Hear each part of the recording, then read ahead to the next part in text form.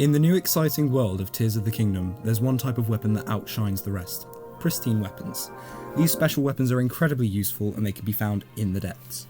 They've managed to escape the corruption of the upheaval that has affected all other melee weapons in the Hyrule overworld. Whilst some weapons above ground can be improved with the new fusion technique, adding 25 durability and 55 attack power at the maximum, they often let you down when you need them the most and don't deal that much damage. Unless...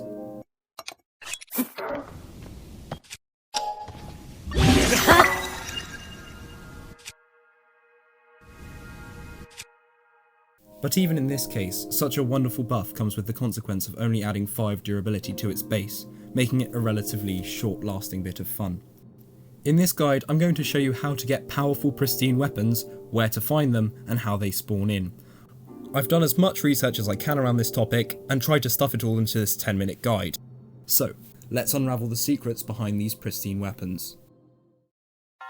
First of all, I'd like to say you will not find weapons like the Royal Guard's Claymore and the Royal Guard's Sword until you've broken their decayed counterparts in the overworld.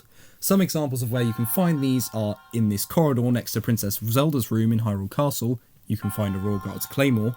On the second floor of the Hyrule Castle Sanctum, you can find a Royal Guard's Sword, and just on this pillar, also in the Sanctum, you can find a Royal Guard's Halberd. These are some of the most powerful weapons that you can find in their pristine form in the depths. I recommend using the decayed versions to their very ends of their lives as soon as possible, whether that be through smacking them constantly on the floor or using them in combat. The choice is up to you. These weapons will later appear as pristine offerings in the depths, which aren't too hard to come across, as there are about 680 of them scattered around for you to find. All of these pristine weapons are region based, so you can find the Gerudo weapons in the Gerudo Desert depths, Zora weapons in the East Lanayru depths, Goron weapons in the Elden depths, and Rito weapons in the West Hebra depths. There are also other exclusive weapons, namely the Royal and Royal Guards weapons. You can find most of the Royal set in the Hebra, Crenel Hills, Gerudo Highlands and Eventide Island depths, and the Royal Guard set is mostly around the Gerudo Highlands depths, Eventide Island depths, and the wherever this place is depths. You would think that there are Royal and Royal Guards weapons offerings situated around the central Hyrule and Hyrule Castle depths, except all you'll find there are Traveller's weapons, throwing spears and Soldiers' weapons, so for pristine weapon farming I'd recommend going to the region-specific depths. Of these regions, I highly recommend considering the Zora weapons. They have a fantastic advantage, as whenever you come into contact with water, they receive a ×2 damage boost. This boost applies not only when you submerge yourself in water, but when you also interact with wet objects such as choo-choo jellies or splash fruits. So, imagine wielding a Zora sword, which already has a base damage of 12, and fusing it with a Silverline or Saberhorn, contributing an additional 55 damage. This combination results in a formidable total of 67 damage. However, the real magic happens when you introduce water into the equation. The damage output astronomically skyrockets to 134. Another advantage of the Zora weapons is that, unlike the Gerudo weapons, they provide the full 25 durability whenever they're fused, rather than a measly 5. Although it doesn't feel like it at times, the likelihood of a particular weapon spawning from a pristine offering is equally probable for every other weapon. Essentially, if you've broken all of the decayed versions of the weapons on this list, the chances of this offering yielding a specific weapon stands at 33%. However, if you've only broken 2 items from this list, namely the Soldier Spear and the Forest Dweller's Spear, the Knight's Halberd will be replaced with a weak Traveller's Spear, making it more important that you break as many decayed versions of weapons as possible. But if you've only broken one of the decayed versions of the weapons on this list, namely the Knight's Halberd, the only possible offerings are a Knight's Halberd and the Traveller's Spear, giving you a greater chance of getting a Knight's Halberd, that being 50%. The only times that this won't apply is when the offerings already have Traveller's weapons in their loot tables.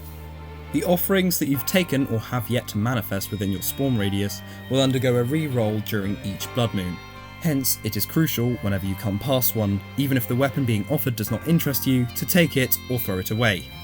By doing so, you increase the likelihood that the offering may turn into an item of value at a later point in time. This can also make it less likely that you will come across Traveller's Spears in the future, because most of these offerings probably re-rolled during your early game and haven't rolled since. Here's a cool, but useless, fact. In the game files, the depths are described as the minus field, and the surface and the sky are collectively the main field. There are also some other names for shrines and dungeons. What? Thought I'd tell you since you're still watching. Now, into the farming method and the nitty-gritty bits of forcing blood moons and re-rolling modifiers. Depending on the weapon type you'd like to farm, I'd recommend placing a travel medallion down there, just out of the weapon's spawn radius. I enjoy farming Royal Guard stuff, if you couldn't already tell. I've put down a travel medallion just here in the Grotto Canyon mine. This place has 24 offerings that can give me some of these types of weapons. You can, of course, just run up to these piles of rocks and grab the weapons, but it's much faster to make a hoverbike to get around as quickly as possible. If you haven't already done this before, I'll give you a quick tutorial. First, pull out a stake and stick it in the ground about halfway. Next, take out a steering stick and attach it at a 45-degree angle to the ground.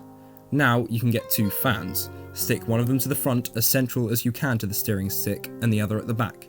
Both of the fans need to be as central as possible and pointing down at the ground, giving you a stable ride that won't veer off or go too high up when you're on it. Next, remove the stake, and voila, hoverbike. Don't forget to save this as a favourite in auto build, because you're probably going to be building this quite a lot. Now you can venture around on your new hoverbike and look for your desired weapon. Remember to empty every offering if you can, to allow you to reroll later for an upgrade. If you're like me and looking for these Royal Guard's pristine weapons, here are the types of these weapons and which offerings you can find them at. The broadsword is at the top, the spear is on the left, and the claymore is on the right.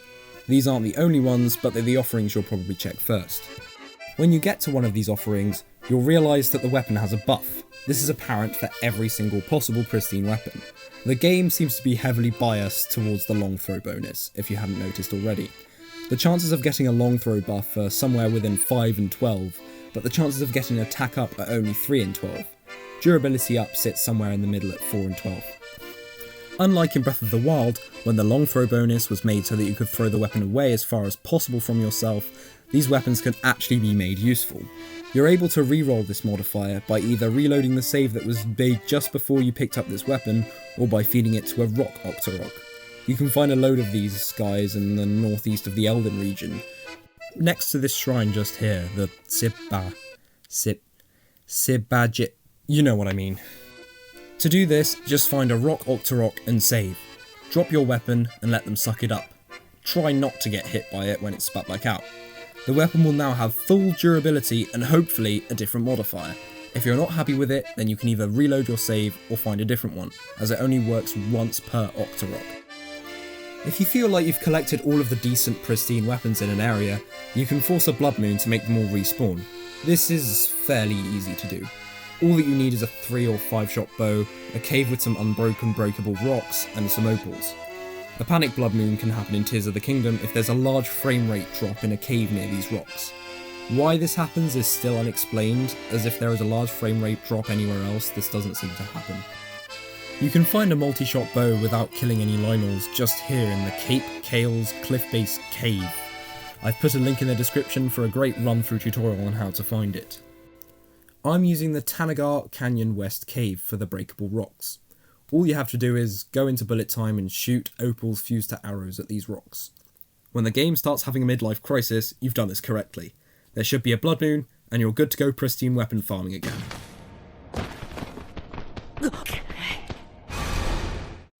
I hope you found this guide useful. If you did, please make sure to subscribe, give a like, and maybe drop a comment below saying that I shouldn't have told you how to force blood moons and asking how I have a 5-shot Demon King's bow. See you in the next video.